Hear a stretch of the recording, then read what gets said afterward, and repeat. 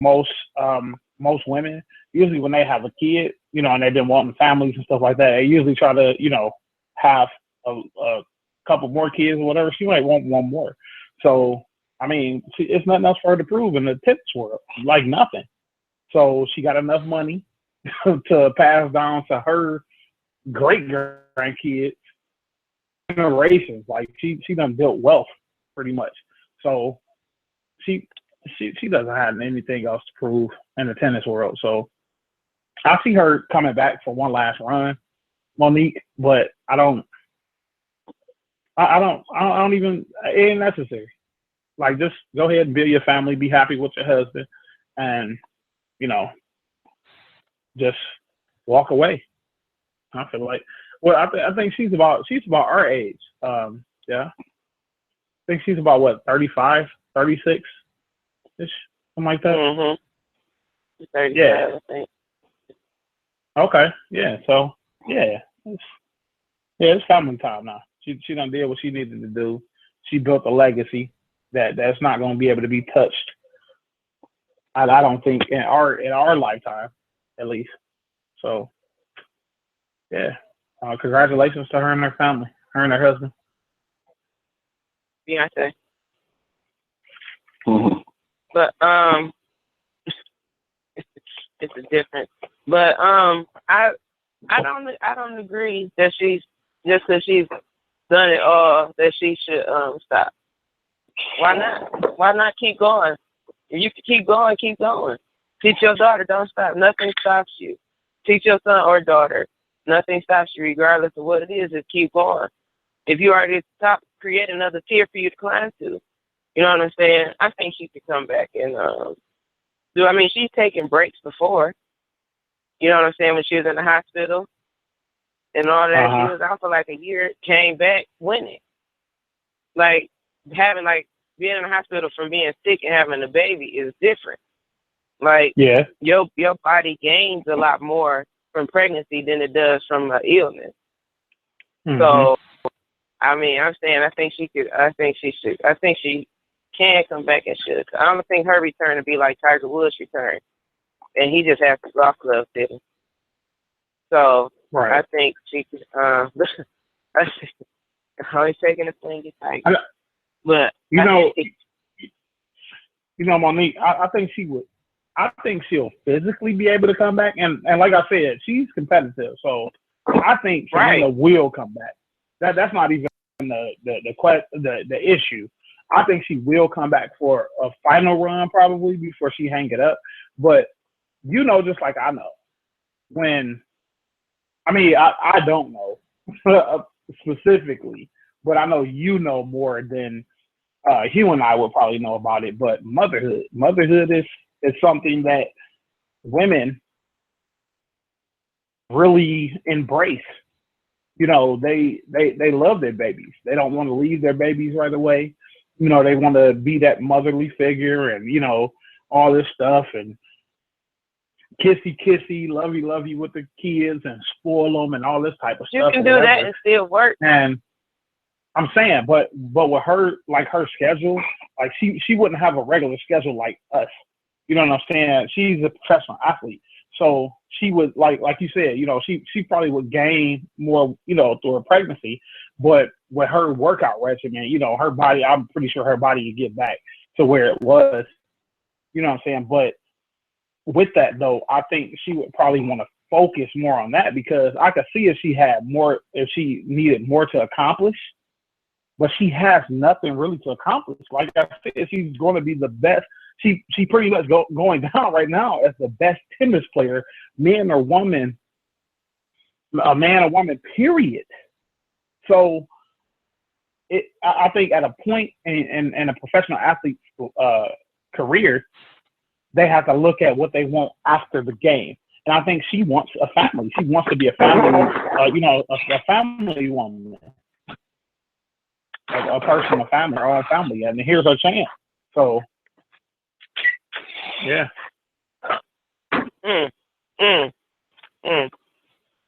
So, I'm gonna just say, Beyonce. Hello. Like all these Totally famous different. people, you can't compare her. No, you can't compare her and how she could with how we would raise a kid. So we ain't got the ducats like she got. She can afford to have the tennis practice and have 2 or 3 nannies right there with her baby watching. She can, even if she breastfeeds, she can pump out before she practices, and the baby will still be right there with her. You know what I'm saying? I mean, it's not even about, like, she can afford it, but it's still working mothers that do it, regardless of what it is. Do it. A baby not gonna stop you doing it. Monique, you trying to start an argument just to do it? I'm not. What are you doing? Still, what are you doing? Am I trying to start? I agree with what you were saying. I understand what you were saying. Yeah, I agree. I agree with what Monique was saying. I don't think it's going to stop her anyway. And I wouldn't say, oh, Serena's stupid for coming. No. Well, you know, women, they want to be kissy and spoil them. You can do all of that. Yeah, most women are nurturing, and especially when they've always wanted. Listen to what I'm saying. When they always wanted a family. So I'm saying she has nothing else to prove in that game. And then you're talking about a sport that's physically, physically taxing.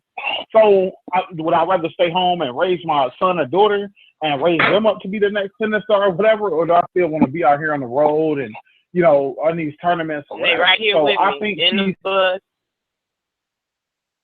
I think she's done all that. It's nothing else for her to prove. I could see if she needed 2 or 3 more Wimbledon titles or something like that, Grand Slam to pass Steffi Graf or something like that. You know what I'm saying? To be one of the best tennis players ever, or she was still chasing the legacy. People chasing her now. She's been the best for a minute. She's been the best for a minute. So that means when she became the best, she should have just stopped. No. No. She sometimes you play because it's still in your blood. You know what I'm saying? But I think more than anything, she wanted to be a mom. Like I said, I saw some of those interviews before, and she wanted to be a mom. She wanted a family. So I just think she wanted to focus more on her family than she do a tennis career that she done already accomplished everything she needs to accomplish. That's what I'm saying.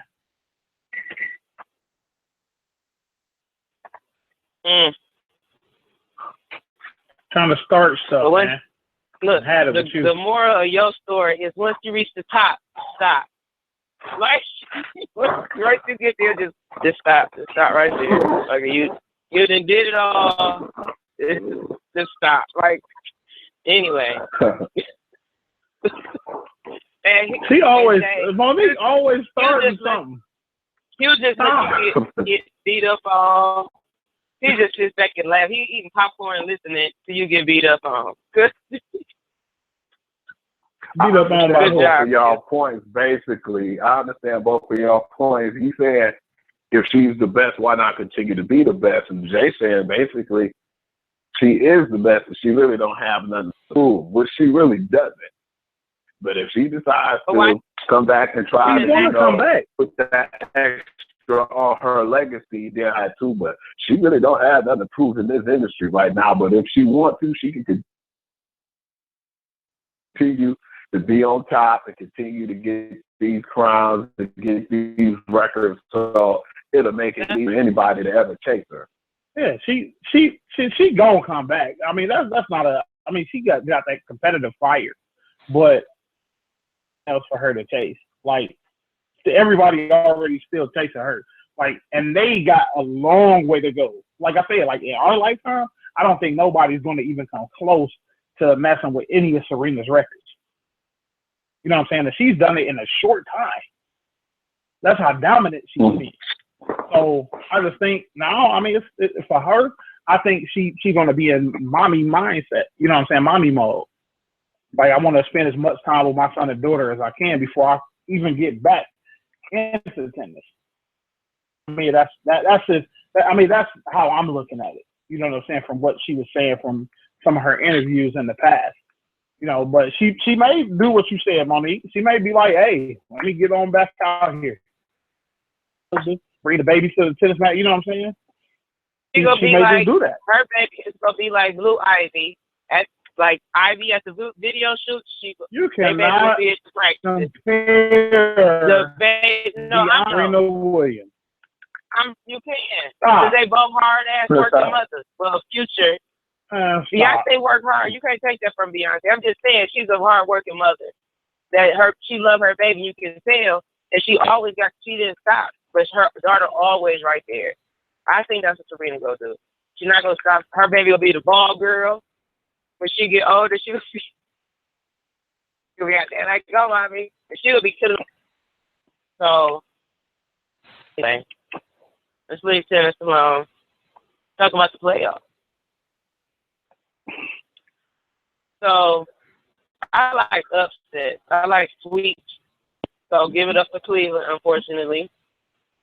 The Pacers. I don't know if that was a bit hard. Who didn't see that coming? Yeah, that's what I'm saying. I really didn't see that one coming. Yeah. Yeah, right. So Jay, how you feel about these playoffs? Like I said last week, I mean, I kept it short and sweet last week. I thought the playoffs, it got a lot more interesting, and I want to start off with a series that I was telling Hugh last week. You remember Hugh? I was like, I'm surprised about the Memphis and San Antonio series because it looked like after that 2-0 lead that San Antonio took, I'm like, San Antonio looked a little bit more superior than Memphis. And then games 3 and 4, man, this Memphis looked like a whole different team. And I don't know if it's just them being at home or whatever, but it looked like they made the adjustments they needed to make with San Antonio to be more competitive. Now, San Antonio is still going to beat them, but Memphis might stretch this series to 7. Like, it's looking like a 7-game series, like, straight up, because they starting to – Memphis is starting to match San Antonio at every level. Defensively, they playing physical with San Antonio and everything. So that going, it looks like that's going to go 7, man. Another series that got to me was Toronto and Milwaukee series.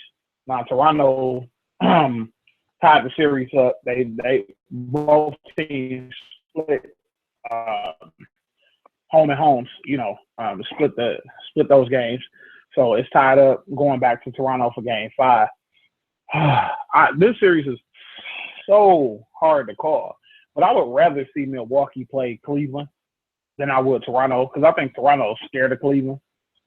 And I think if they go into that second round play Cleveland, it's going to be a 6-game series like last year in that Eastern Conference Finals. It's going to be a 6-game series. Cleveland going to end up winning. And like I said, LeBron, I'm going to have a coast to the NBA Finals again. But seriously, I think that series might end up going 7 as well. And LeBron and them are sitting home chilling. Like Monique said, they had the sweep, so they're ahead right now. You know, resting each other up, trying to get their minds right. And I think that's pretty much all that stood out to me. Golden State looked like they about to sweep Portland. Get well soon, Steve Kerr. Shoot, that's pretty much about it. Just was the Washington and Atlanta series went they 2-1 right now. Washington. Yeah. So yeah, that's gonna end up going 6. Washington gonna take that. I don't think Atlanta gonna win it. They'll probably win one more game. And Washington gonna win 2 straight in that series. Yeah, but I think the playoffs been pretty cool, man. And I'm gonna bring some up later after Hugh finished his point. guess that's your cue here. Just really surprised in how the playoffs ended up. I felt like I was talking to James the other day, and when we was talking, I told him, like, Jay, right now, Indiana could have easily been up 3-1. I only really seen one game where I felt like Cleveland played good enough, and that was game 2 to actually win it. But I felt like the other games that it was all about Indiana. But then, Indiana, when they lost by the 1 point, it was like, it was a hit or miss situation. Like, if he would have made the shot, he would have been a hero, but he just so happened to miss. So we move on to game 2, and really won game 2. They came back to them again at home, up by 26 points, and then blowing at 26-point lead.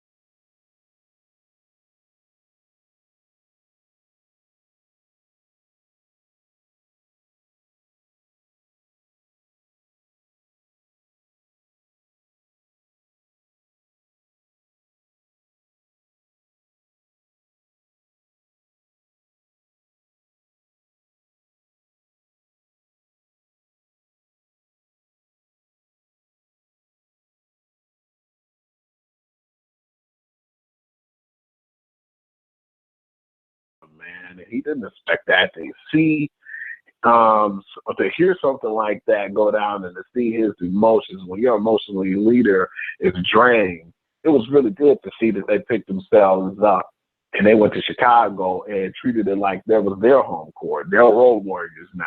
It's like whoever wins the game at home, I think will complete that series, which I still feel like Boston should go on to win.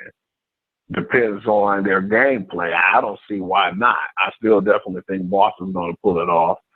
But just really was surprised with the one, like Jay said, with the whole situation with my boy San Antonio, because when they came out and stumped the mud hole and Memphis, I didn't think it was no coming back. But you got to give credit to Michael Conley Jr. At first I didn't even agree with his first contract, let alone the second contract he got. And this guy's playing ball.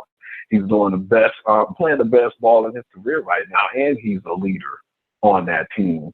And I definitely like Marc Gasol too. It's been a really good series right now, and I'm interested in seeing how it's going to go and who's going to play out. But watching the series, I think they're definitely strong enough to win their series too. And like Jay said, I'm not really feeling Toronto. And it gave me a little hope last year just to lose in 6, and it seemed like they had the momentum on their home floor, and then Cleveland took over, and then they end up beating them on their home floor.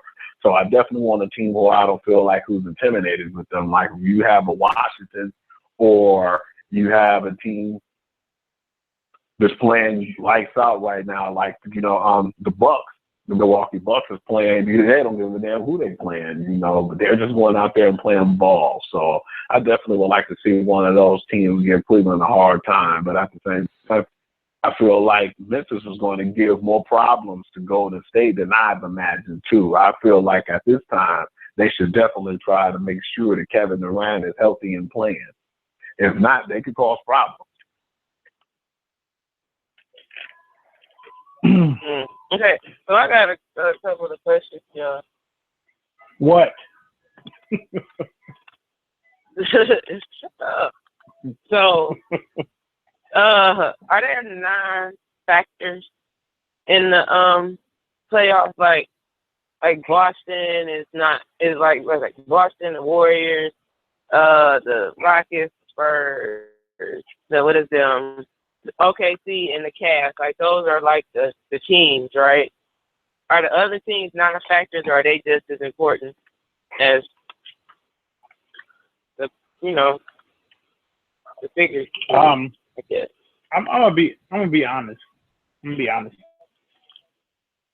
It's not like the NFL at all. Besides the Patriots and the NFL, you really don't know who's going to have a good season in the NFL or not. The NFL is almost, it's almost as unpredictable as the lottery. You like, okay, I don't know, who's going to come out of this division or how this division going to be or whatever. So you really can't tell. With the NBA, you can kind of tell who's going to make the playoffs, like the top teams every year, and then who's not going to make the playoffs. And then from the teams who make the playoffs, you can kind of tell who's going to make it to the conference finals and damn near the NBA finals. You can just tell. You can tell who's going to make it from how the brackets are set up and everything. Like I said, Chicago, when you look at Chicago, AFC very rarely can even touch a number 1 seed. I mean, you've had upsets before where you had the shortened season when the New York Knicks was the AFC. They ended up going to the NBA Finals that year. The shortened season when they played the San Antonio Spurs. They ended up going to the finals. The Knicks wasn't really an AFC that year. Anyway, so I don't really count that. Then you look at back when Seattle lost the Seattle Supersonics, back when they had, the Sean Kemp and Gary Payton days, when they lost to the Denver Nuggets. You know what I'm saying? Mutombo, LaFonso Ellis, all them cats, they lost to them. So you very rarely see something like that. I think Chicago, and last week we forgot, man. We give our condolences out to the Boston Celtics family and especially the Isaiah Thomas family, man, for the loss of his sister and stuff like that. My heart goes out to those to the family members and the whole family or whatever. But that was heart-wrenching, man. Like, how do you expect, like, the whole team just looked out of it? And I think Chicago kind of benefited from that. I really think so. Like, they call them. Yeah, and Stephen A. Smith said something very a couple weeks, I think it was last week or so, when Boston had went down 2-0. Stephen A. Smith said it. He was like, Boston looked lost, and he was like, it may have been because of the whole thing or whatever, and I think it was. Like you said, Hugh, the vocal leader, your leader is on the bench before during shoot around, crying his eyes out. And you know what I'm saying? I mean, understandably so. I mean, his baby sister gone. You know what I'm saying? And then the team was probably close to him. I heard his sister lived with him. So, she was probably close with the team, probably sat in on, on practices and stuff like that, and went to games and, that type of stuff. So the team was probably emotionally drained, their leader emotionally drained, stuff like that. So it looked like Boston hit a stride this weekend that it looked like they're not going to look back. So I agree with what Capri has sent me today. I don't see Chicago winning another game out of this series. You know what I'm saying? I would be surprised. Yeah, I would be surprised if they do get one off. You know what I'm saying? Get a game off again and like stretch it to 6 or even 7 games. I don't see them winning again, like at all. But yeah, Monique, to your question, I think a lot of those teams are just pawns. be honest, you know who the strongest teams in the East are? It's usually the top three. You got Boston, Washington, Cleveland. And in the West, you can probably go four deep. You can probably go Golden State, Houston, San Antonio, and you could probably say shit. I don't know. Probably you could probably go Clippers or Utah. I mean they battling now. I think they're pretty even. But even them, you could kind of cancel them out. You know what I'm saying? I don't think they don't pose enough threat to the top three teams I just named. You know what I'm saying? I mean, OKC, okay. I mean, they got Russ, but what else they got? You know what I'm saying? You saw that yesterday with how they suffered, and that made me want to talk about that. But I mean, I'll let you dive in more into that question that you just asked, Monique, before I get to the Russell Westbrook thing. So I wanted to talk about him in that press conference after the game.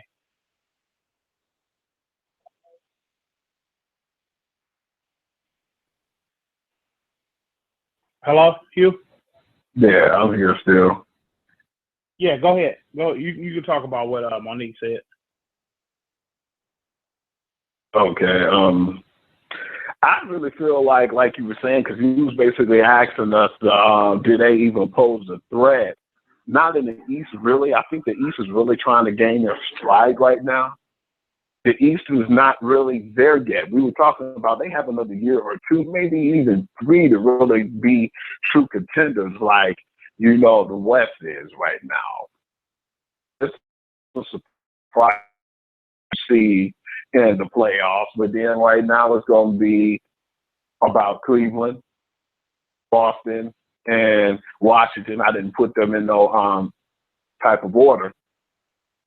But on the West Coast, man, it's like you got, your Golden States, you got the San Antonios, and you know what they're going to do. And then you got your Houstons, and then you could even throw in like a Memphis if you want to. The Clippers right now, I think they're depleted, and it seems like every year is just a bad luck situation with that team, because it seems like if Chris Paul's not injured, then it's going to definitely be, Blake Griffin, which Blake Griffin seems like he's been injured a little too much. I think that they should use him as a pawn in a trade deal. And that's not being disrespectful to him. I think he's a great player when he's healthy. But when has he been healthy in these crucial situations right now in the playoffs? And like you said, I don't really think they'll pose that much of a threat, even though Gobert is playing like foul ball right now. I really was disappointed with the Clippers when they had the opportunity, when he went down like 15 seconds in the game and they didn't capitalize. They should have went for the juggle again, and that's why I think they're in this situation.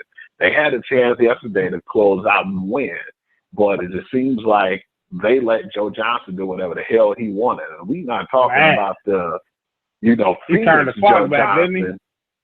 We definitely want to talk about that Phoenix Joe Johnson. We talking about not the Nets Joe Johnson. When he left from the Nets, I'm like, man, I don't think he's going to really do anything with Utah. And he basically single-handedly demolished this team. Ince did his thing too, but, Gobert gave him that energy.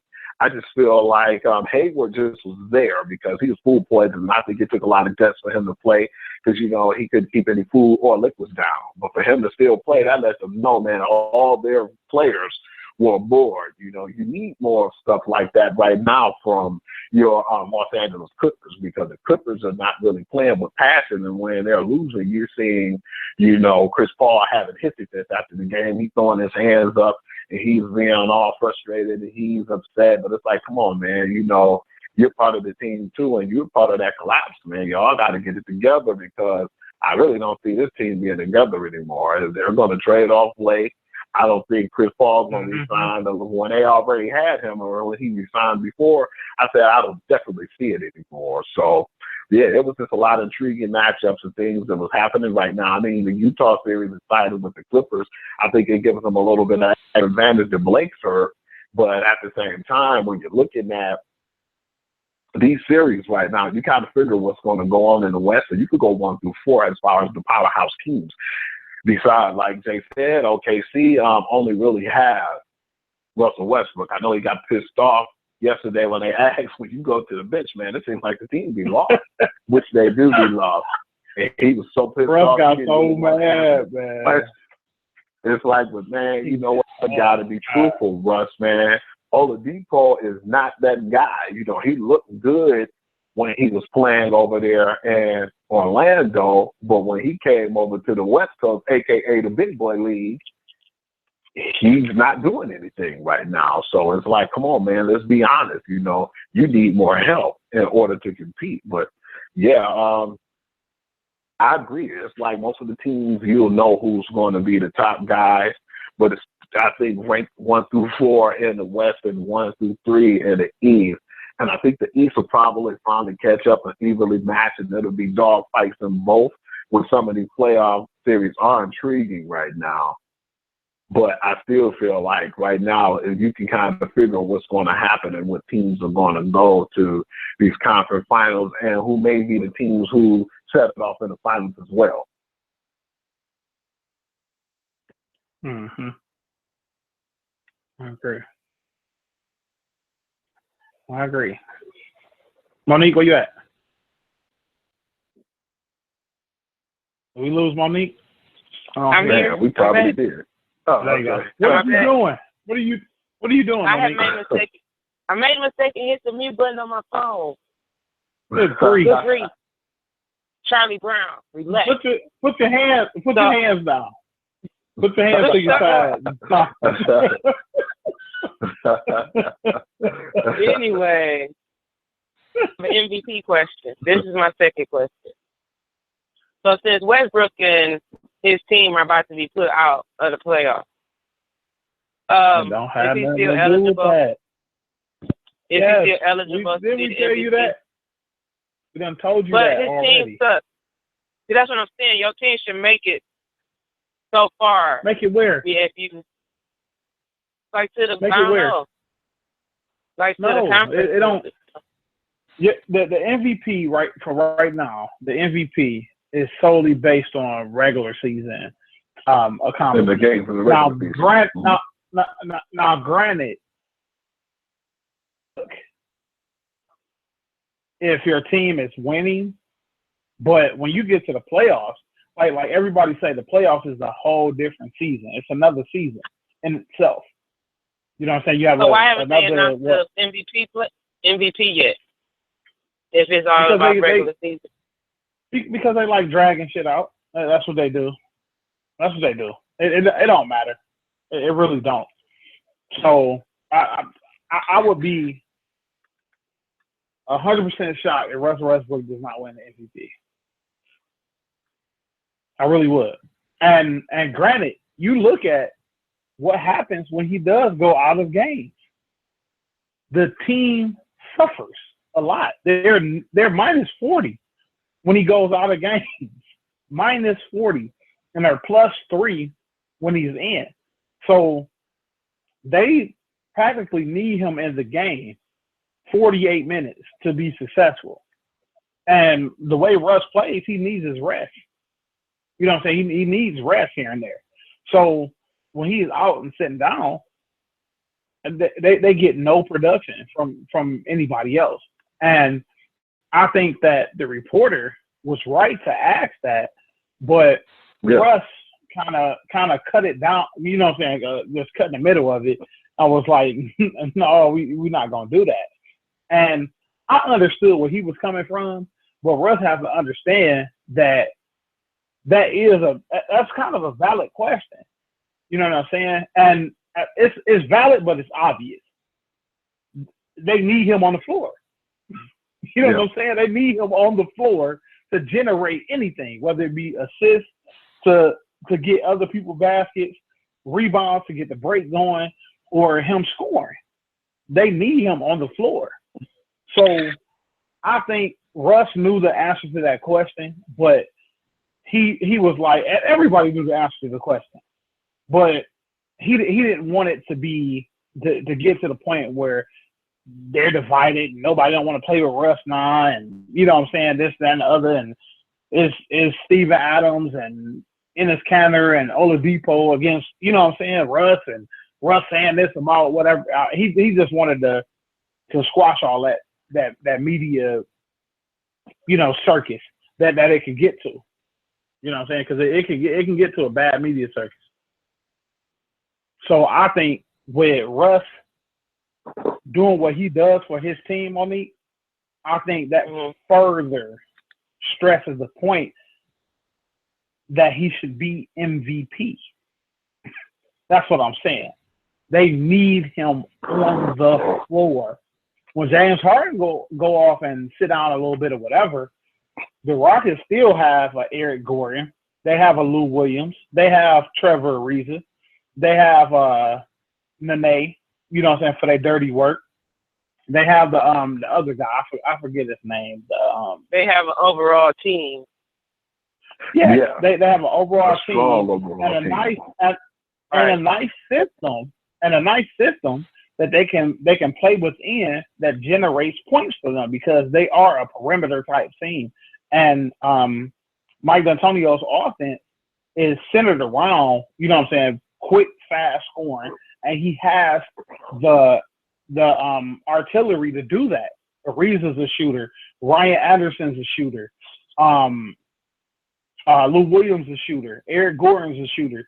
So they have shooters. They have people who can penetrate, drive and kick, and that offense works for them. The Thunder, they don't have it. They probably. I think the Thunder are the worst 3-point shooting team in the league. So if you have nobody to drive to the hole, how they gonna score? You know what I'm saying? Without Russ on the floor, nobody's driving to the hole. Nobody's generating offense for the big man. Nobody's throwing up alley oops to Steven Adams or Enes Kanter or nothing like that. You know what I'm saying? So they suffer. So I think this really shows how important Russ is to his team, and he's the most valuable player on his team. So I think he should get it and triple double, man. That's all I gotta say. Triple double, average triple double through the season. That's impressive. You? I feel like he's still going to be the MVP regardless because it was guys on that team that I didn't even know who was on the team. Like when I seen Corey Brewer the other day, like, damn, where did he come from? Then we didn't even say Clinton Capella, You got Sam Decker. I was surprised to see Anderson over there. Had no clue Ryan Anderson was over there. Then you still have your Patrick Beverly, Nene, Lou Williams now. Lou Williams was no pushover from when he was with the Raptors and when he was with LA. I feel like they got a complete team. And I said, man, this team is stacked and they got a heck of a roster to play toe with any team right now. That really surprised me and to see how much depth they had. But at the same time, it's only Russ. I heard there was an incident right now, too. That's why I think Russ wanted to stop everything and nip it in the bud because after the last game they played, when they lost the lead and ended up losing it. And her Oladipo walked up to Russell Westbrook and said, hey, man, if you want, man, we could just let you go out there and play 5-on-1. You can play by your damn self, And they got a little nasty because he felt like, my man was just basically going out there and doing his own thing. But at that same time when that game happened and they looked at Russell like that and they were saying that he was just shooting everything and, it was the Russell Westbrook show. When you look back at it, when he went on the bench, they had like a double-digit lead. And when he went to the bench and relaxed and got his little rest up before he got back out there, guess what? Houston was up 5. So, they really do need that guy. And I think he needs another playmaker. Like I said, when Oladipo was over there in Orlando, he looked great, but that wasn't a big boy league then, He's over there in the West now where it's pound for pound like dog fight every night. So he definitely have to get more playmakers on this team because he can't do everything. I mean, some of these games, when you look at it, too, damn, Russ is scoring 50 points and they're still losing and getting triple-double for 50 points. Just imagine if he didn't get those 50 points, if he averaged 20, maybe even 30 points, these teams that they've been playing, like right now, they're playing the Houston Rockets. They would have been beating these guys by like 20 and 30 points.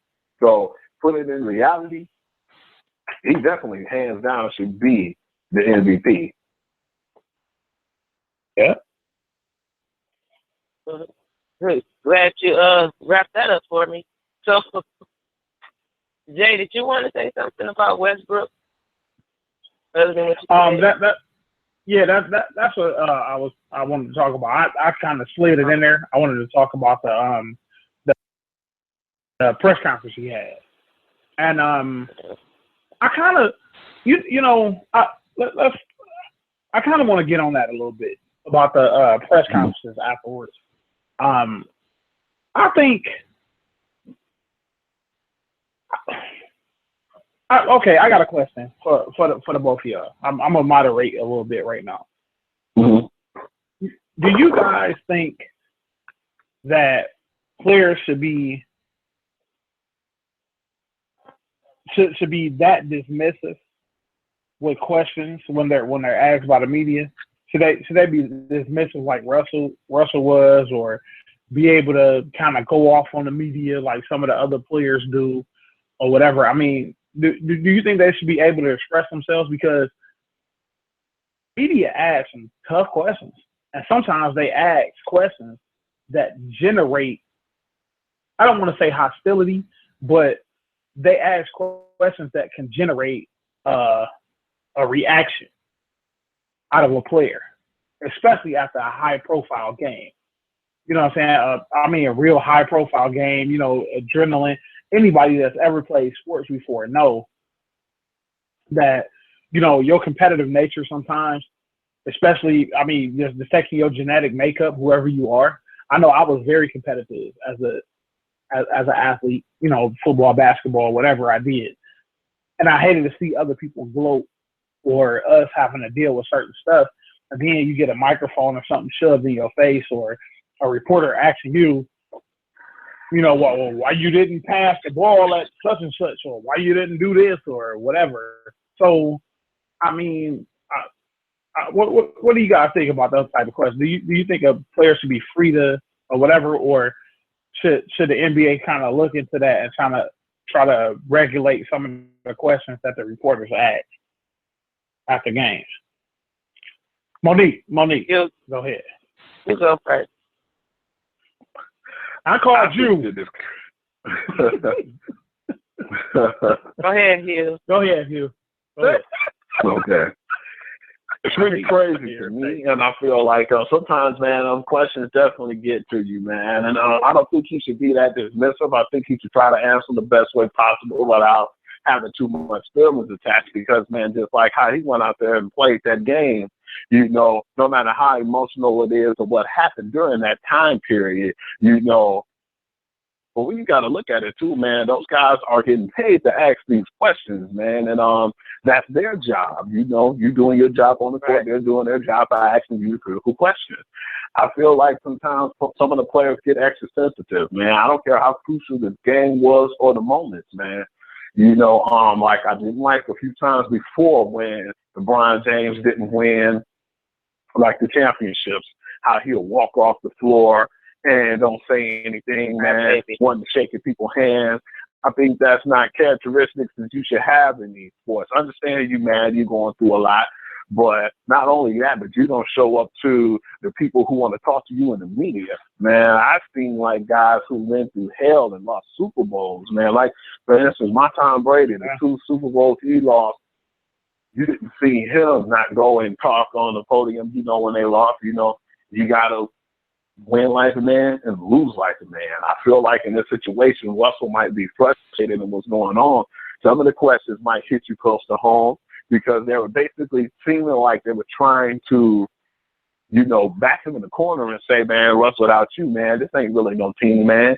Right. You're the reason the team is here, which is true. We look at it and we see it and we like, damn, I didn't even know that the going to be this high of a seed. I thought they was going to be like an 8 seed or whatnot. And for them to have Russell, for him to elevate their game and have them as a top seed And to actually play on the level he's been playing this year is incredible. But yeah, you have to answer them questions no matter how much you want to get away or avoid certain things. But I understood he did answer the question when they was asking as far as when it came to him, you know, sitting out and, you know, basically the team not scoring. He didn't answer it probably the way they wanted to hear it. But at the same time, you have to look at it like this. You know, he didn't want to start no friction.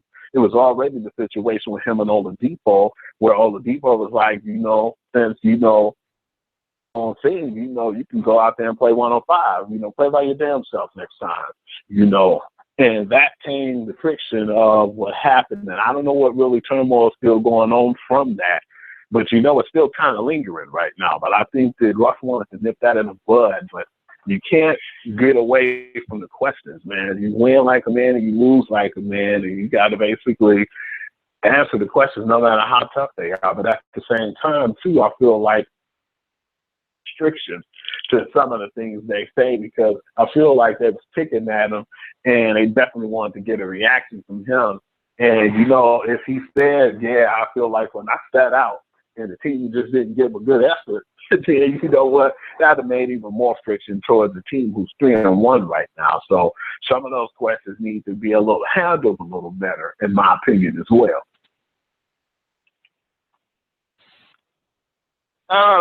I think that, like Q said, that's their job. Like, his job is to play basketball, hopefully win games. Their job is to ask questions. That's just going to get under your skin or it's not. You know what I'm saying? Like, you can't, they shouldn't, I don't think any league can say, oh, well, don't ask this question or that question. You know what I'm saying? Like, that's not cool. Like, it's like the media. If you feel upset, just let him answer. You know what I'm saying? Like, just relax. Boost out real quick and get it over with. You know what I'm saying? Like, don't make it more than what it is. But I just want to know what kind of shirt this. I know that's like a girl thing. That's the question the reporter should have asked his ass. Weird. What like, is that, man? He got on a blouse with a that's weird individual. Like, we should talk about that. Right? He got this shirt on with. It's not even a shirt. Is that a jacket?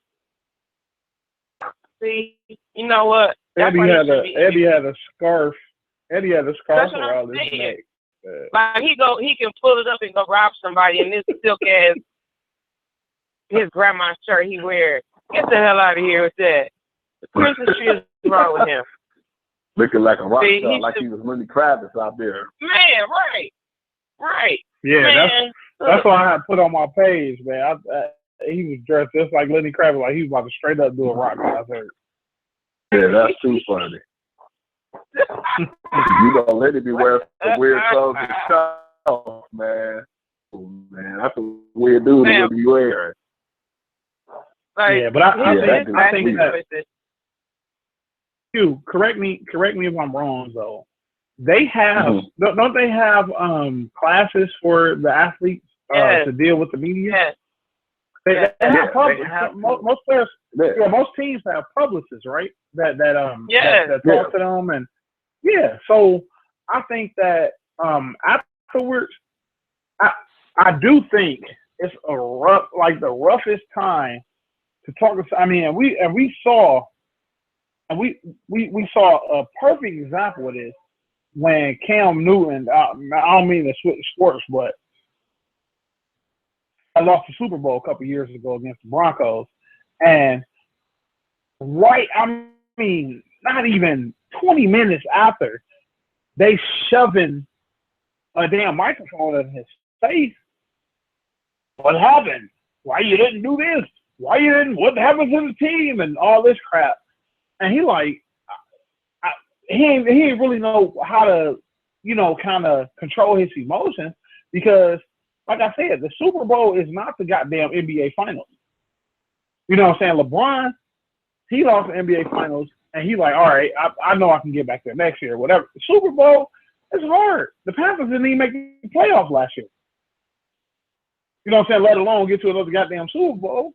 So they may, it's hard to get to a Super Bowl or any type of championship level. So when they lose, I think they should have a period, like kind of a cool down period or something, where the players can kind of process everything, and then they can come in and, you know what I'm saying, start answering questions and interviews and stuff like that. But I think right after a game, that's hard. That's hard to deal with, especially from a competitive nature. You know what I'm saying? Your adrenaline pumping and everything.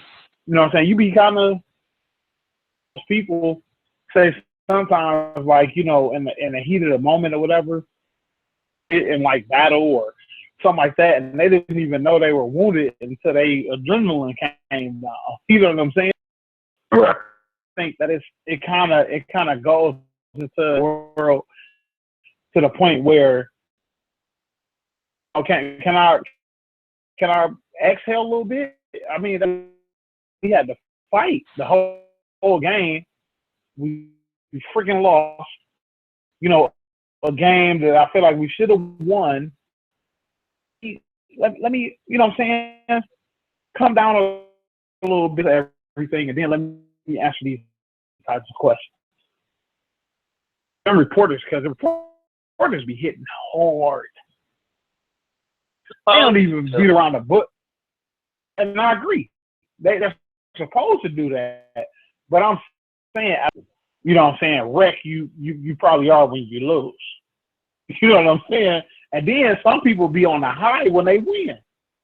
Because some answers be different than if you interview them an hour or two later as opposed to 10 minutes after a game. They may be hollering and yelling and all this stuff, but you catch them 45 minutes after the game, they may be cool and calm and relaxed and stuff like that. You know what I'm saying? They can better explain themselves. So I think they kind of need a little grace period in between, man, to let them cool down, calm down, or whatever. Because that'd be some bullcrap, man. They be having them in there cussing, and I mean, they get to cussing about stuff. Like Russell cussed a couple days ago about the triple-double. He said, I don't give a fuck about that. You know what I'm saying? Like, they asked him to do 20 minutes after the game. Like, he's upset. He got a high triple-double, and like you said, he getting 50 points triple-doubles, and they still losing. So that's frustrating to him. So, I mean, I'm pretty sure his answer would have been a little bit different or a little bit toned down if they would have asked him an hour or two after the game. That's all I'm saying. So they got to wait to do their job so he can talk about doing his. All right, so let's go to LeBron. And his criticism, is he criticized more? Huh? Lebanon. Is he criticized? So every time I talk, you will start talking? Oh, first of all, I didn't talk the first time. I can't with you. So, is he unfairly criticized or overly criticized more than his superstar counterpart, like now or in the past? Mr. Hugh, what do you think about the crybaby James? I think he definitely get criticized, but a lot of times, though, he do deserve it because when he cries sometimes, it gets really bad. I remember it was a one championship series when he played. They were like, damn, you know, okay, keep letting them complain. You know, he still complained to the ref. You know, fuck it, let's just do our play. Let's, you know, take the ball and run that mug down the floor. And you see that. And he was still at the other end complaining about plays. You know, it's like, man, sometimes you're not going to get your calls, man. I don't think that when he's not getting his calls, that it should be that long of a melee. You know, we heard Jordan a few times complain or he'll get pissed off if a call didn't go his way, but most times Jordan would nip it in the bud and he'll go back and he'll do his job, man. He'll, you know, get a little pissed off and you'll see it in his play because that's when he ended up destroying you. But with LeBron, sometimes they do get a little out of hand where he is constantly complaining. And it's like it gets to the point where it's so bad. It's like, man, dude, they just cherry picked because you wasn't open and your team wasn't paying attention because they're that far ahead of you and you still complaining to the refs. Yeah, I feel like sometimes he get criticized a little too much, but a lot of times it'd be like because it's well deserved because that's what he's putting on himself. Not taking nothing away from LeBron James, the athlete or the player or anything. I just feel like sometimes he needs to control his emotions. Definitely if it's a play that didn't go his way, I feel like he could still just get over it and continue to do his job. Stuff for sitting there trying to argue and get his point across with the ref. Because by that time, the ref don't give a damn, and they doing their job, and it's a game that needs to be played. Great you. Jay, what you think? Capri better quit cussing. Capri listening to the show, and he texted me in between. He cussing. I never hear Capri ever cuss. But you didn't hear him cuss. He's acting. You didn't hear him. And here we go. Now, what he just texted me, I agree with, and I'm actually come clean with everybody. Now, I'm known for criticizing LeBron, and I'll be honest. Sometimes I unfairly criticize him, and I'm going to give a explanation of why I do so. This is why I do so. The reason being is because, to me, LeBron is what you would call a superhero, basketball-wise. And what I mean by that is, I remember getting one of the newest basketball games, NBA Live, Hugh, NBA Live 95 or 96 back in the day. And, you create your own player on there and you too lazy to do all the attributes. So you just put everything on 99. You know what I'm saying? You just throw everything on 99s and all that stuff. And then you play, and guy can't miss. He's doing it. He's dunking from the 3-point line. He's doing everything, stealing the ball, all this stuff. So to me, LeBron is like a created player, superhero, superstar, that type of stuff. So we haven't seen, I haven't seen anybody like this cat come through. And from the moment he stepped on the court out of high school, back in 2003, his first game against Sacramento Kings, LeBron James scored, I think it was like 23 points or so. He was on his way to superstar. He had the whole franchise, whole city on his back, so he had to take everything emotionally, physically. He's playing 40-some-odd minutes, 44-some minutes a game, everything, since he was like 18 years old. So I think that him being the player that he is generates criticism from me because I feel like he is the best. So the best, to me, can make other people better as far as how they play. And LeBron does. His play does make other people better because of how his game is. So I criticize him to a point where I expect more from him in certain aspects of the game.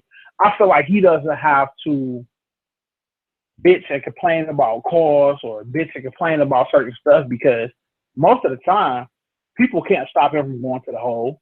He can get a shot off when he wants to. He can probably dunk on anybody when he wants to, go past anybody when he wants to.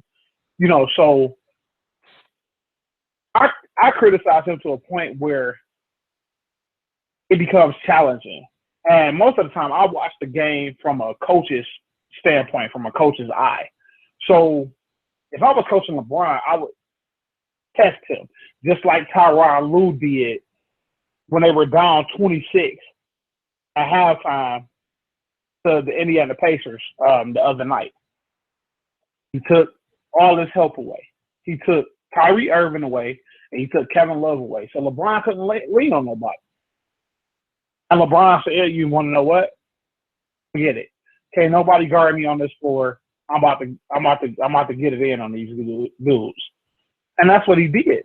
And that was one of my favorite, well, one of the favorite performances that LeBron's had. So I think he is unfairly criticized a lot by people. I think people don't like his crybaby ways and how he whines about certain stuff or whatever, because how I feel like he doesn't have to do that. I feel like he don't have to whine because he's the best. He's the best.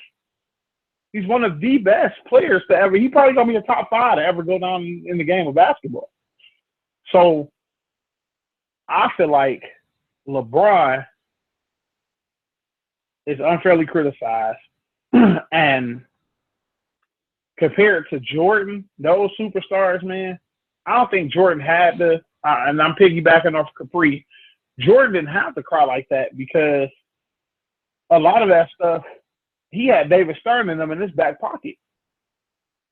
You know what I'm saying? And that's when, and that was the era that, you know, the physical play of basketball started to dwindle because you started getting the real big superstars like Jordan and all them guys. So the hard fouls and stuff like that, those owners was like, hell no, I'm not about to pay a dude $100 million and then y'all letting them clothesline them out the air and drop kick them in the face and all this type of shit. We're not about to do this. You know what I'm saying? So it was already unsaid to the refs to the point of y'all gonna call this stuff for Jordan. You know what I'm saying? Back in the day, you couldn't, and Jordan's heyday, you couldn't breathe on him. You know what I'm saying? So I think in the past and in the present, now we will criticize LeBron for certain things that we don't criticize Kevin Durant for or Steph Curry. Nobody got on Steph Curry case when he took a shit in the NBA Finals. Nobody. But he wasn't the factor either in the last 2 times he played, though, man. Surprisingly, when he played in these last 2 finals, he wasn't even a factor. I was just about to say that, Hugh. I said the last 2 finals, Steph took a shit in both finals. Nobody said nothing. He was absolutely terrible. Including me. Nobody said nothing. And I think I didn't say anything because I know how the game is played.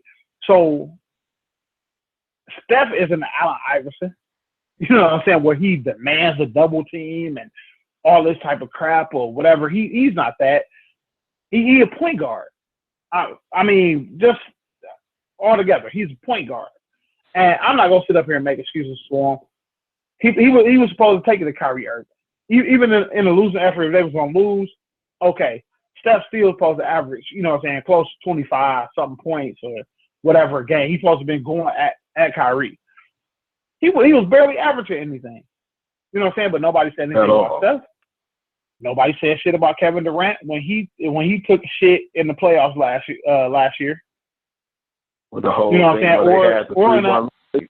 Yeah.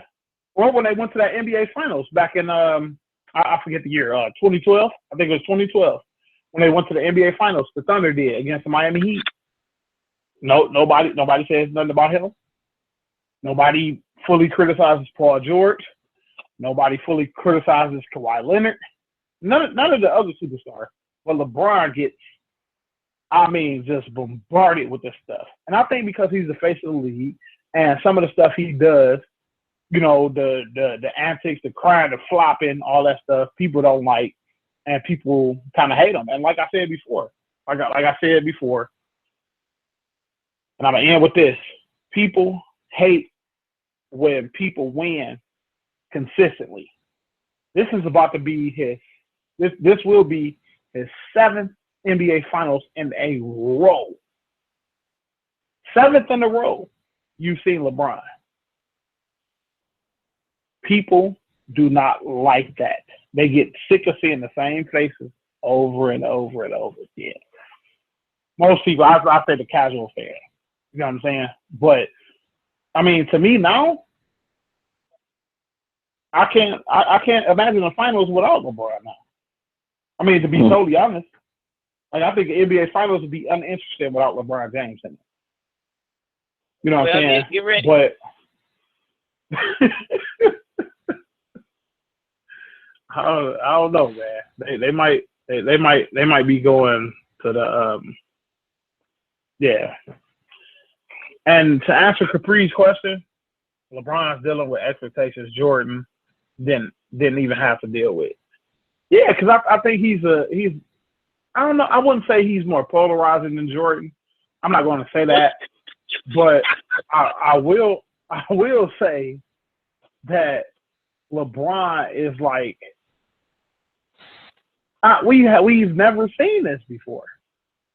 Like we've never seen it like this before. Like would Jordan have went to 6 straight NBA finals? Maybe. I mean, if he didn't retire or take that two year break or the 2 year break or whatever they call it. You know what I'm saying? They call it retirement, but I think he just took a gambling break. But if Jordan didn't take that, would he have went to 6 or 7 NBA finals straight? Maybe. But we don't know. But I think LeBron is held to a real high standard right now because, you know, he was anointed the king coming out of high school. So everybody, you know, they look for that next face. After Kobe, it was LeBron. Now, after LeBron, who is it going to be? They're going to try to count Kevin Durant or Steph Curry or Kawhi Leonard. So I think, you know. Dwayne Collins is a fan of LeBron James. He's like King James in this bitch.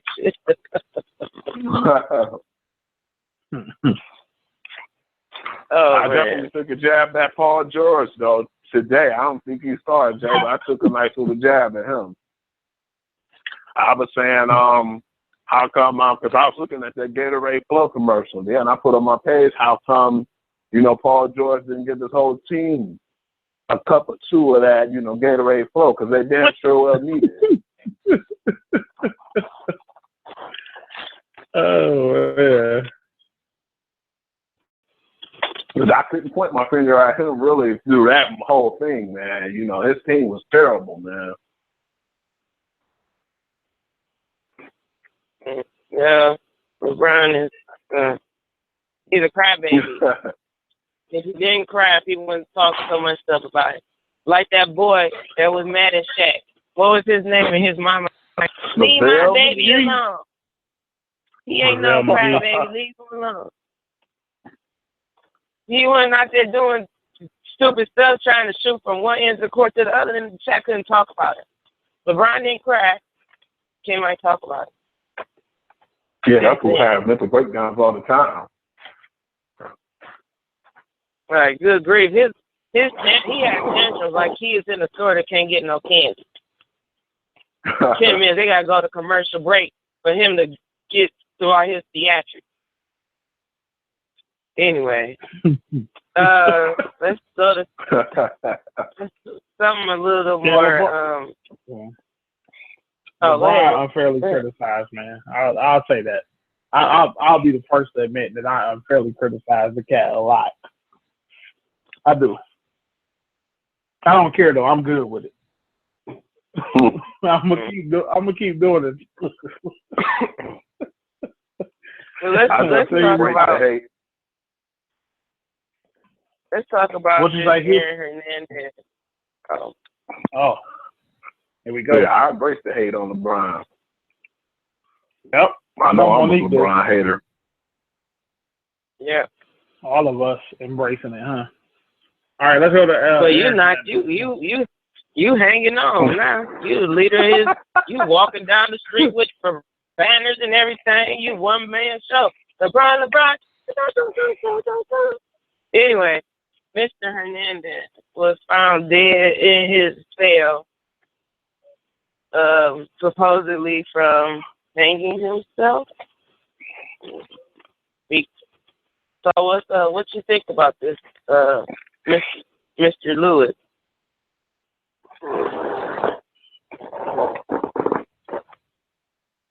Man. I'm to be honest, I'm still kind of processing the whole thing as far as giving my full take on it. But what I will say is it's weird. It's just weird. I'm not gonna get into the whole conspiracy thing, like, what I'm saying, the Bill Belichick and Robert Kraft got him, what I'm saying, killed or whatever, whatever the hell kind of crazy bull crap. Where you hear this? No. I'm being sarcastic. I'm being facetious. I'm saying that I'm not going to get into all those crazy ass conspiracy theories or whatever, but to me it is weird that a week after he was cleared of the double murder that happened in Boston some years ago. He was acquitted of that. And then I heard that he had just got, or was getting to the point where he was going to get a new trial for the murder of Odin Lloyd, that he was serving a life sentence for already. That he ends up dead. Now, it's sketchy with the details of it because the autopsy came not the autopsy, but his brain research came real quick. Like the family donated the brain to CTE research real fast. They had their the home going fast, stuff like that or whatever. But I don't know, man. It's kind of weird that he would be able to do that. And I know for certain purposes, I know most cell doors aren't you can't control them from the handle or whatever. You can't control the blockage of the door from like the inside. Like they don't, like you can't push a cell door open. They usually pull it open. So I don't know. I know most jails are built that way, where kind of the cop is able to control the door where they pull a cell door open or whatever it may be, a pod or whatever.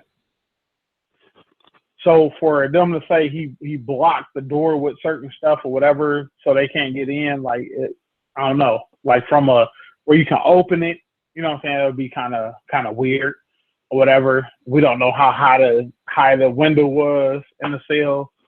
I don't know what kind of jail he was in. You know what I'm saying? Where they got windows in the cell. I don't know, but I don't know. It just seems kind of weird that happened. My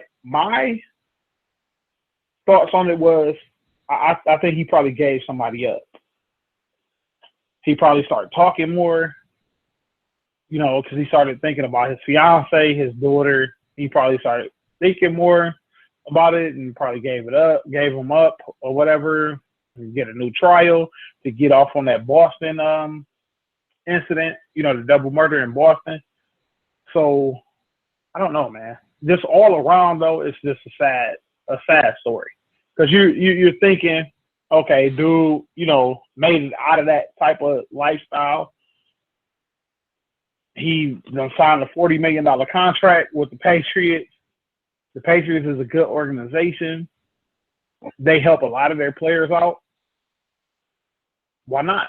You know what I'm saying? Why he can't turn it around and stay away from that life? But I guess he just him getting that money and playing with an organization like the Patriots, man, just couldn't change him around for the better. And it's just sad all around, man. Just people, everybody on every level just gone. Old Lloyd gone. Aaron Hernandez, the two people who got murdered in Boston. It's just a mess, man. Mess. You.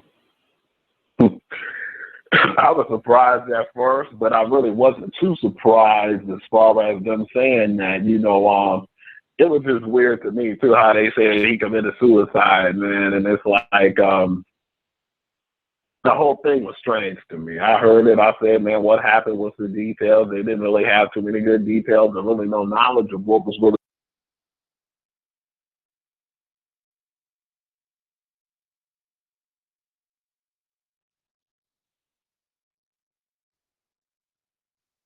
going on to put out there to the public. They just basically said he had a sheesh and hung himself, and didn't really have no more evidence after that. That's why I was reading today, and I heard from the fact that his fiance wanted to actually check and see what was going on and get more of the evidence and the letters and stuff that was going on in the jail cell, and they're not releasing them to her yet. So, yeah, I just felt like it was a strange situation. And it was also sad because, like Jay said, he was in a great organization, man.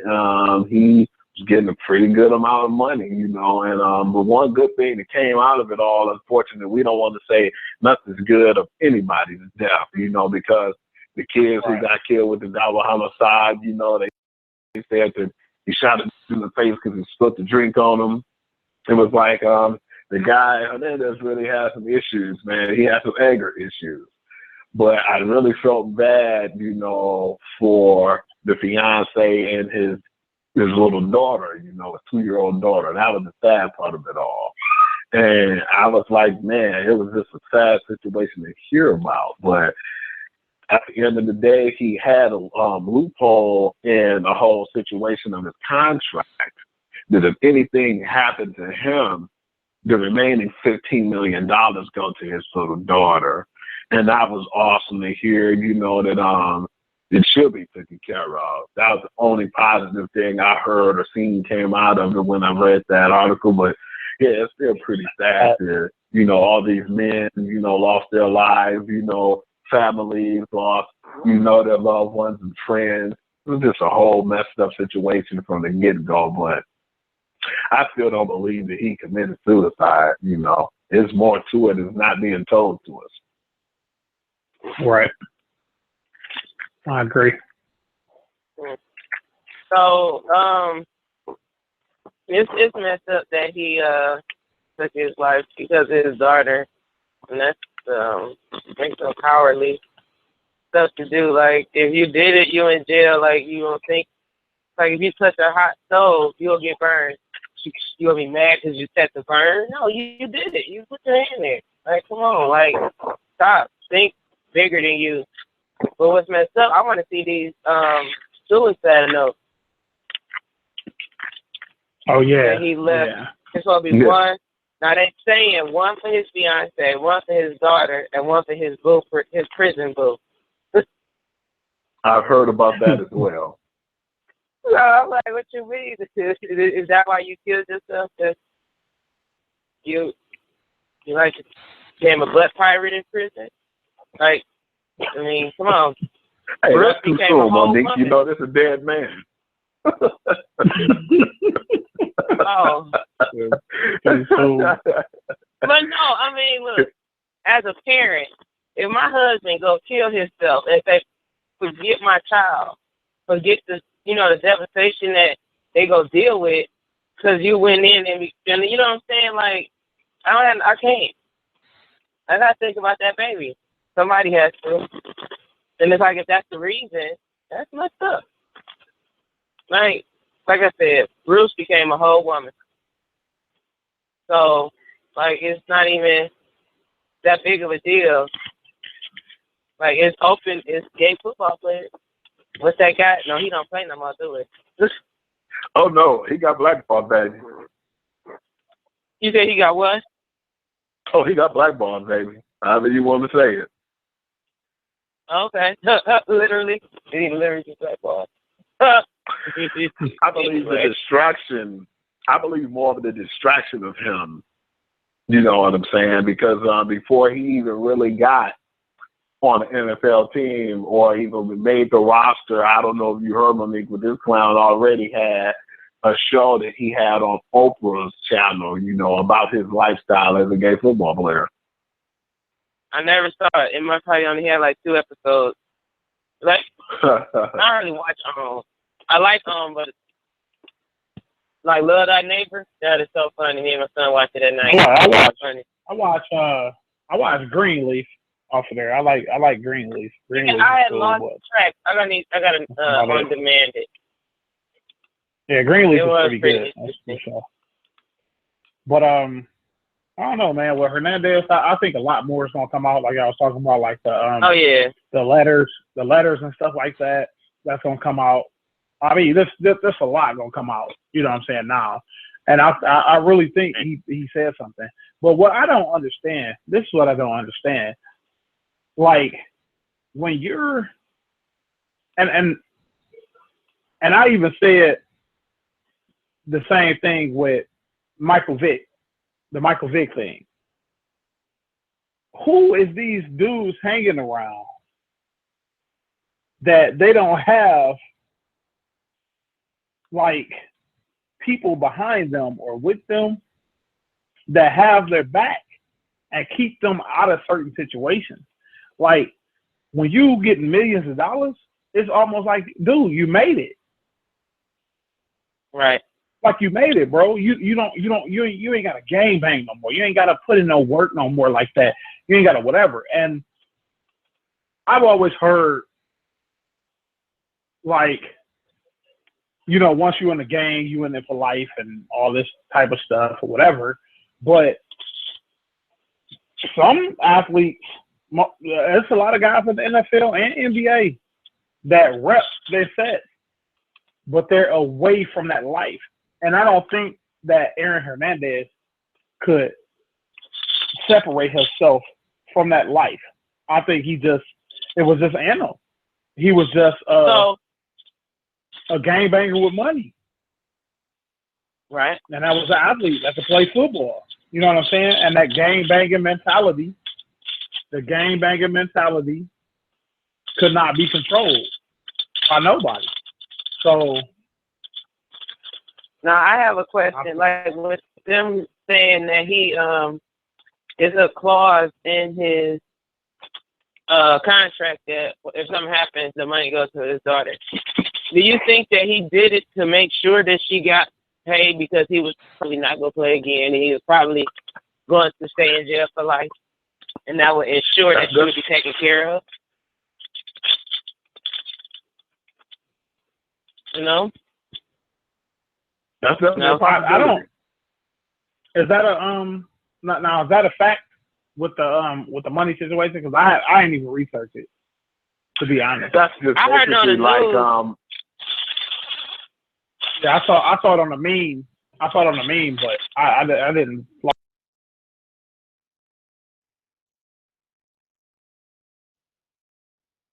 read up on it or whatever. That was just something that was out there.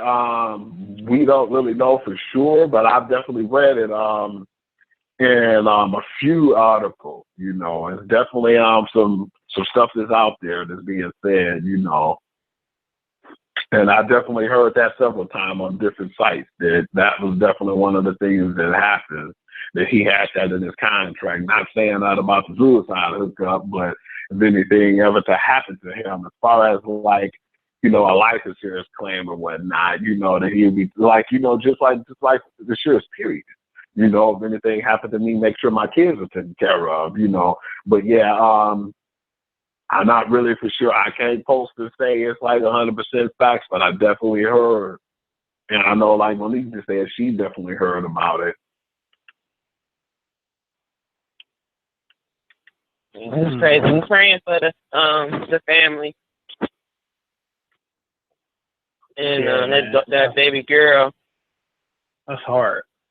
She's just a cute little thing too, man. I mean, she's gorgeous. Like, dude, how you?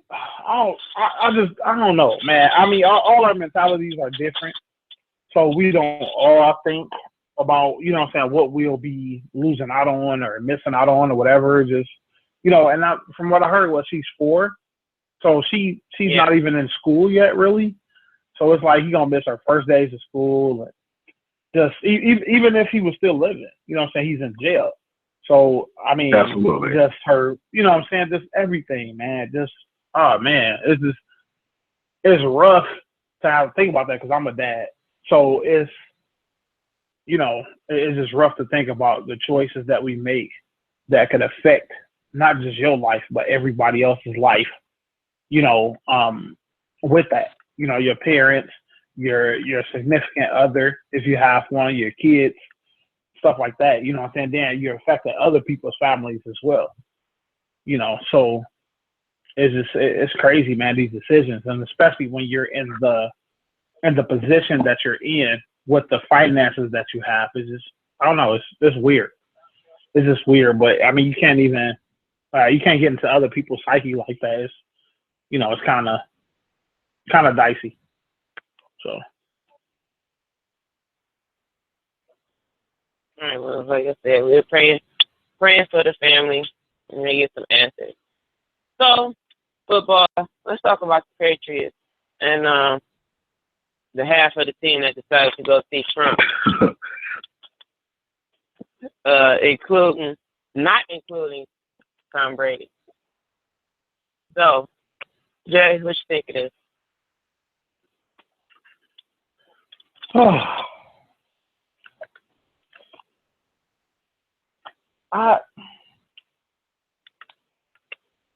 You know what, Monique? To be totally honest, I think the political views. I don't even know why they go to the White House. To be honest, like, what's the point of going to the White House? Like, what's the point of that? But anyway, I think that by that being the way it was, because I heard there was 68 players like on the roster, with the the regular squad. Then you had the practice squad or whatever, and they had like a lot of practice squad players go to the White House, with the Patriots, and 34 players were missing. 34 was there, so I think a lot of players made a big statement when it came to this. And I don't think it was just like prior engagements or whatever. Because, if you win the Super Bowl, you're going to go to the White House eventually. You know what I'm saying? So I think a lot of players, they made a statement. We're not going to meet President Trump. And deservedly so. I mean, nobody too much cares about the dude in office right now. You know what I'm saying? With what he's doing and stuff like that. And what he said, before he even got in office during his presidential candidacy. So I think they made a statement, and they did it, and I think the Patriots did it in a classy way. You know what I'm saying? A lot of them spoke right up, and they gave reasons why they weren't going. Some had prior engagement. Some was like they don't agree with him as a president. You know what I'm saying? And his policies and how we feel about people of culture and stuff like that. So they were like, no, we straight. I'm not going to go. I'm good. And it's not mandatory either. So I'm surprised 34 showed up.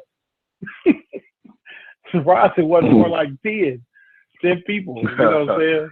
So, and I've heard it's been like this for years now. You know what I'm saying? Like some players go, some don't or whatever.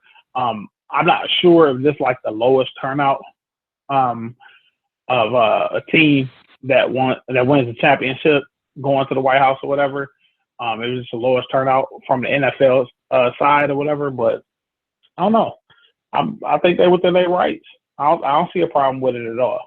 I think they have a right to, to express how they feel about their political views and whatever. So, hey, more power to them.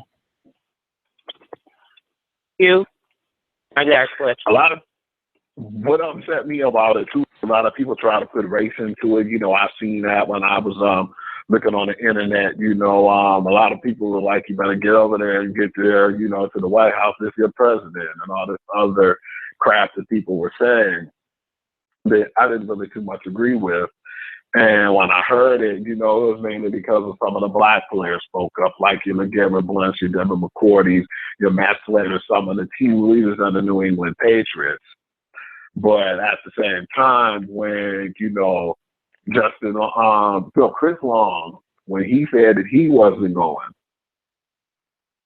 and he made his statement and told why he wasn't going, he basically said some of the same words out of his mouth as some of the black players. But not only that, but other players was just saying that they're not going. And it wasn't just black players. There was a few black players that spoke out that made this more about, it's all about race and they don't like Trump because Obama's not in office and all this crap.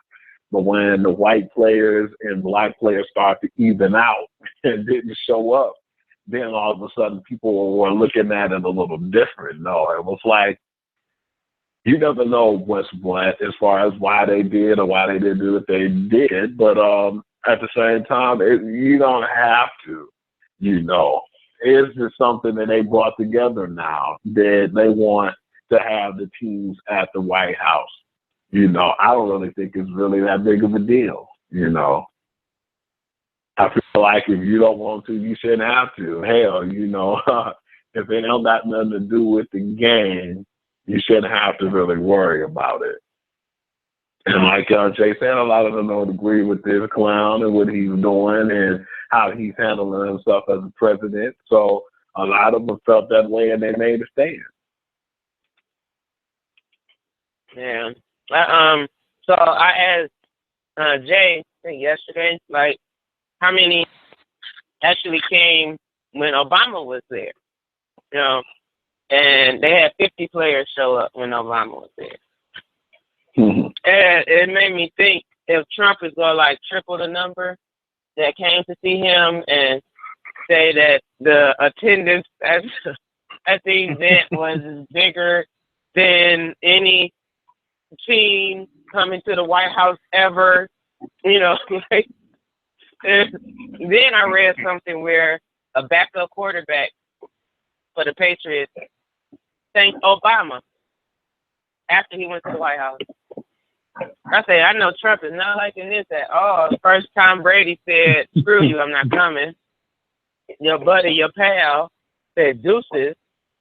And then you got a player that comes, and instead of writing about you, he writes about the ex-president that you say wiretap. Like, who really wants to do that? Then he doesn't pay attention. He's like, he didn't look at the crowd. You can tell because he made a comment and he was like, yeah, Danny such and such. Dude wasn't even there. But you talking to him. Like what? That might have been like that Frederick Douglass conversation he had. That's probably what that was. But I mean, I wouldn't have went either for whatever reason. But my question is, do you think that Giselle has something to Tom not going? Here we go. Did wifey put her foot down and say, hell no? No, because it came out that Tom Brady's mother was in town, and his mom had been sick for a while. Even during the Super Bowl, it came out during that Super Bowl week or whatever that she was real sick. I think she had went surgery or something during that Super Bowl thing or whatever. Tom was saying he was dedicating the game to her, and it turned out that it was the best game he's ever played. But yeah, I think that was more the reason. He just wanted to be with his family. He didn't want to be around that whole thing. And Tom, I know when they first were talking about the White House thing, Tom was actually going to go at first. You know what I'm saying? He was saying that he was going to go when they were asking some of the other players. Like I forget who was the first came out and said it, that they weren't going to the White House or whatever. Was it the tight end, Q? Oh, it was definitely Martellus Bennett. I love that dude. He his own punches. Yeah, it was Martellus that said he wasn't going or whatever, and Tom Brady was saying he was going to go and stuff like that. So he was originally supposed to go, but then it changed. But who knows what goes on in the household? Well, you know what I'm saying? You never know. Everybody said, we know what happened. Said, hell no, you're not going. We know what happened. Considering she got a march going up in Washington D.C. against Trump and his policies, like this week or next week. Anyway, Hugh, do you think wifey put her foot down? Most definitely. Just to make it short and sweet, most definitely.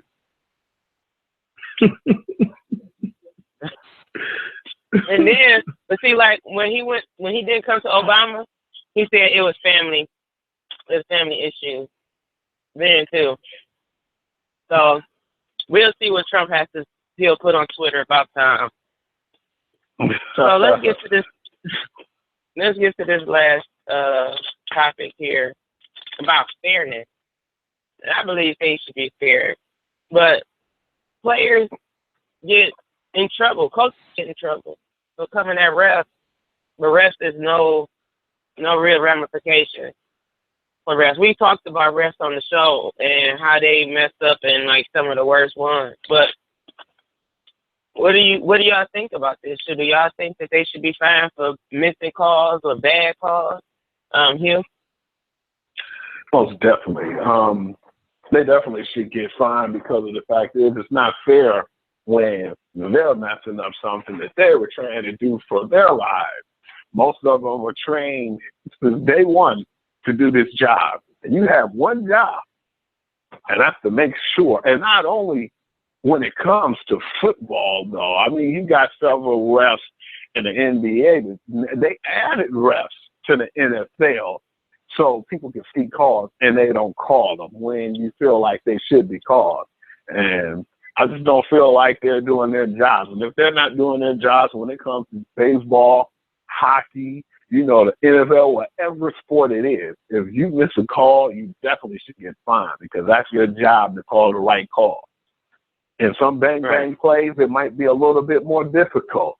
But if it's a blatant call, like I seen one in baseball, I forgot what year it was, but it was Atlanta, and they were playing the Pittsburgh Pirates. And Atlanta clearly won that game, but it was a bad call because my man's Andrew McCutcheon slid in to home. He was a foot off the plate, and they called him safe. And Atlanta had a pretty good record that season. And after that game, they lost. It messed with their psyche, you know. I know that it shouldn't have, and they should have got to playing, and they should have went back to, you know, playing their style of play because Atlanta's a pretty good team at the time. But that messed those guys up, physically and mentally. That's all it seemed like they can think about. And it was because the ref missed the call. And the call was so bad. I mean, come on now, if you miss a person and you call him safe and he was a foot off the plate, you deserve to be fined. And I feel like, yeah, you know, because if a player say anything about any ref and about their calls and how they felt like the ref didn't get the right call at the time, they don't even got to really be criticizing them. They'd be like, well, you know, we lost the game. It was a good, hard, competitive game. But I feel like at the end, the play could have went either way. They can say that and still get fined.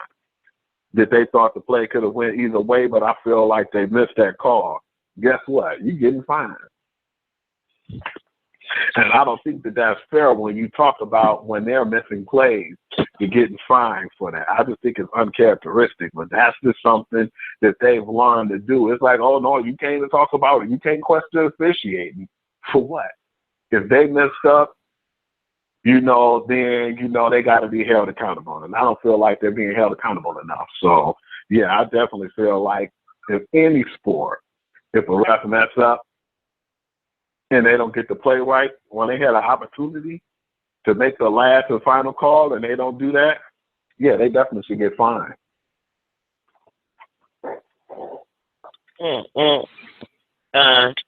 James? This subject is kind of dicey, and Hugh brought up baseball, and I'm not too fond of baseball, but I know from what I have watched at times, I see a lot of missed umpire calls in baseball, and they were saying they didn't really want to get rely. I should say they didn't want to rely on a replay system because of the simple fact that they didn't want to take the human aspect out of the game as far as the umpires getting, you know, calls right or, you know, whatever. So you go over into the NBA, NFL type deal, and you deal with that stuff. It's a difference from a referee missing a call or making a bad call because it happened than a referee blatantly making a bad call or trying to take over or control a basketball game. You've seen it, where stuff get chippy in a basketball game. Oh yeah. Both teams get kind of physical and playing hard and playing physical. Defense get kind of tough and whatever, and the refs start calling everything, or they'll make a call that cost the team a game, or don't make a call that could have won a game for a team, or whatever the thing may be. And we've seen it afterwards. They go right to the media. Oh man, we messed the call up, and we never hear about a ref, like getting suspended for some games or not doing, getting pulled from a playoff series or getting fined money or anything like that. And also, referees aren't interviewed for whatever reason, aren't interviewed like the athletes and stuff are. Now, the athletes and coaches, I know, are held to a different standard. They're held to a higher standard, of course. So I think that's why the league kind of don't want them to talk about stuff like that or whatever. Now, want them to be rating the refs or the refs to feel intimidated, where the refs be like, all right, well, yeah, we give them more calls the next game, or no, we're not going to call or whatever. I remember an interview they had with Tim Donahue, the infamous referee that was betting on games and fixing NBA games back in the day. So he was saying how all the refs for the games, they used to get together before the games or whatever, and they used to kind of decide how they were going to call the game. And they used to target certain players and certain teams.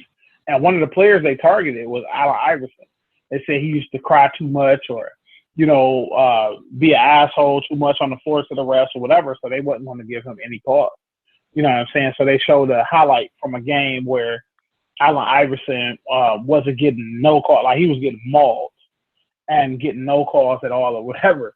So that goes to show, man, that the refs they know what they're doing. Like these guys aren't professionals for nothing. And Capri said they get held accountable, but we just don't hear about it. I would like to hear about it.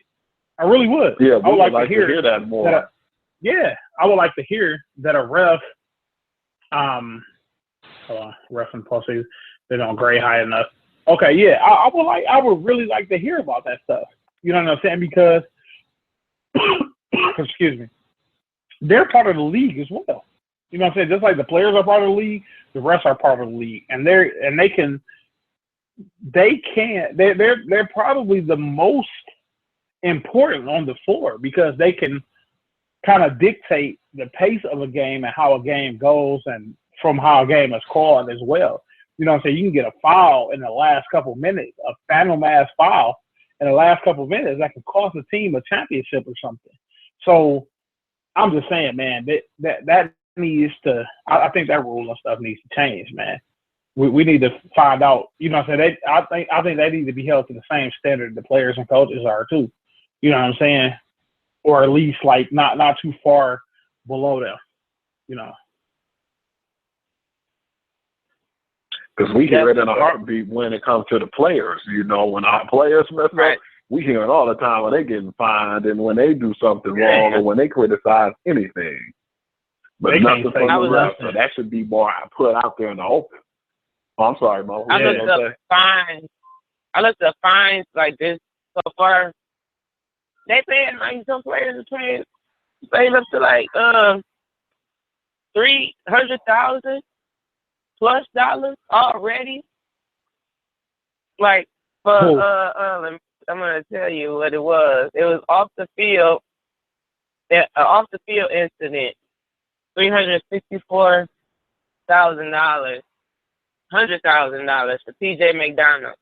Oh wait, I don't know what Peds is, but somebody done paid $639,000 already. Like, come on now, Red. Performance They're paying out all drugs? this money. You said that's what Peds is? Yeah, performance enhancing drugs. I don't know. It just said Peds. That's messed up. Yeah. Oh yeah, PED. Like you. You gotta pay for that though. That's breaking a bad rule right there, though, Mo.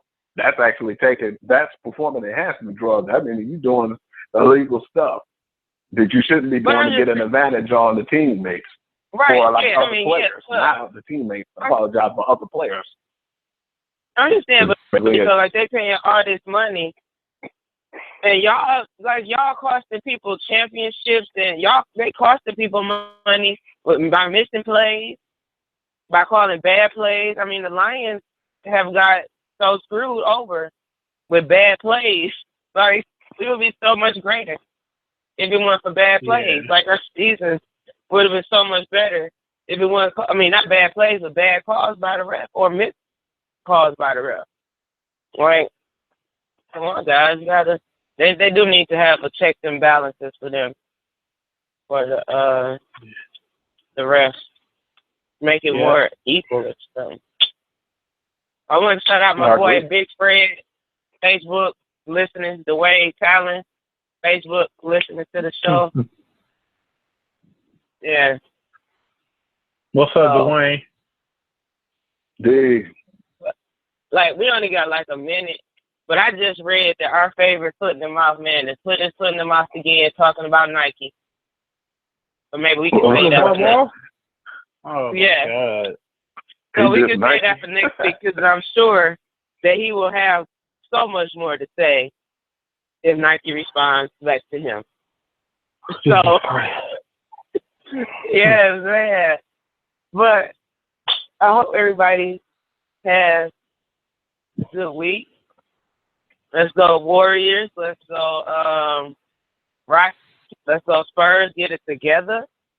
Like, come on. Come on, somebody sign Collins for a team. He all right. He don't have to be blackballed. You can check us out Mondays, 6 to 8. Video from Beyond the Bleacherz. I'm Monique, Jay, Q, and we out. Yeah. Peace. All right, y'all have a good one.